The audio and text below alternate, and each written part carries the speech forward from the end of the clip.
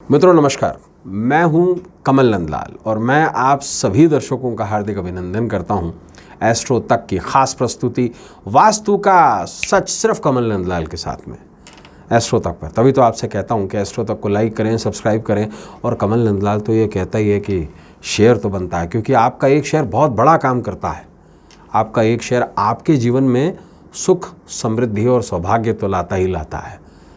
आपका एक शेयर किसी के जीवन से दुख, दुर्भाग्य और दरिद्रता का विनाश करता है। कितने बड़े पुण्य का काम करता है आपका एक शेयर।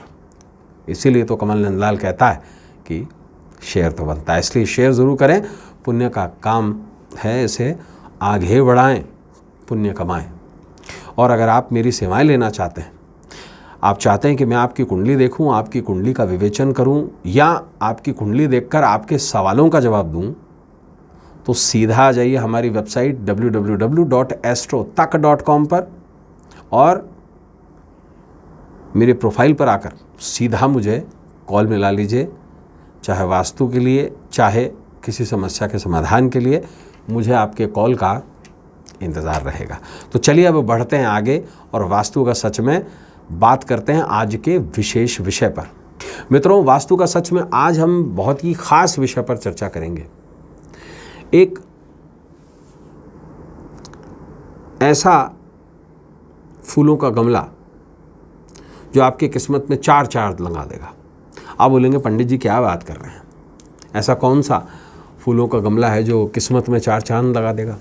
बिल्कुल है, और इस बारे में हम जानेंगे। देखिए, सबसे पहले तो ये जानना होगा कि वास्तु सिर्फ ये नहीं है कि मकान उत्तर मुखी ले लिया, पूर्व मुखी ले लिया, मंदिर ईशान कोण में बना लिया।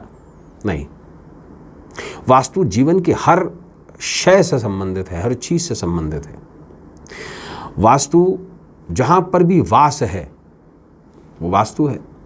हवा भी वास्तु का ही एक अंग है, पंचतत्व का ही एक प्रभाव है।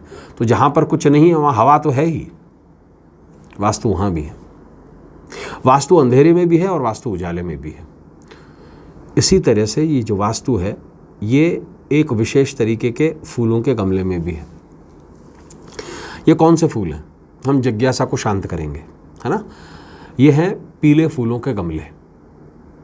कोई भी पीला फूल हो सकता है, चाहे वो मैरीगोल्ड हो सकता है, हजारा जिसको बोलते हैं, चाहे गेंदा हो सकता है, चाहे सूर्यमुखी का फूल हो सकता है।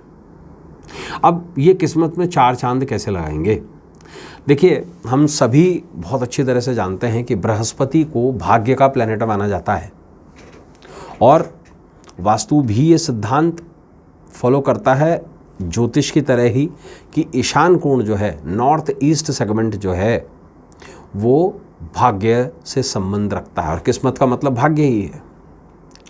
ऐसे में विशेष रूप से अगर आपके घर में वास्तु दोष हैं जिनका समाधान आप नहीं ढूंढ पा रहे हैं, आपके लिए पॉसिबल नहीं है, तो एटलीस्ट हम कुछ एक ऐसे प्रयोग ज़रूर कर सकते हैं जिससे कि बृहस्पति थोड़ा सा शुभ प्रभाव देना शुरू करें हमें।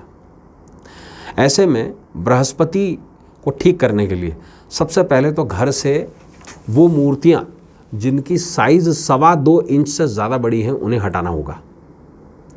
देखिए, चाहे विश्वकर्मा प्रकाश देख लीजिए, चाहे ब्रह्मसूत्र देख लीजिए, शास्त्र यही कहता है कि मूर्तियाँ जो हैं वो मंदिर के लिए हैं।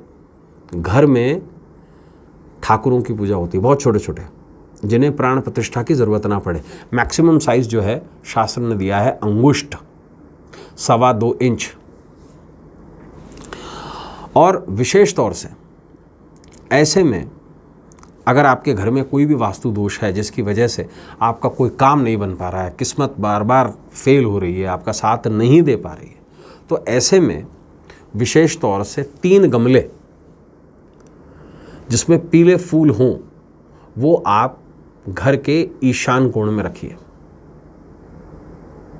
उससे एक बहुत बड़ा एस्पेक्ट होता है। देखिए, फूल जो है उसको हम आकाश का तत्व मानते हैं। जब हम पंचोपचार पूजन करते हैं तो हम क्या करते हैं? सबसे पहले दीपक जलाते हैं, वो अग्नि का प्रतीक है।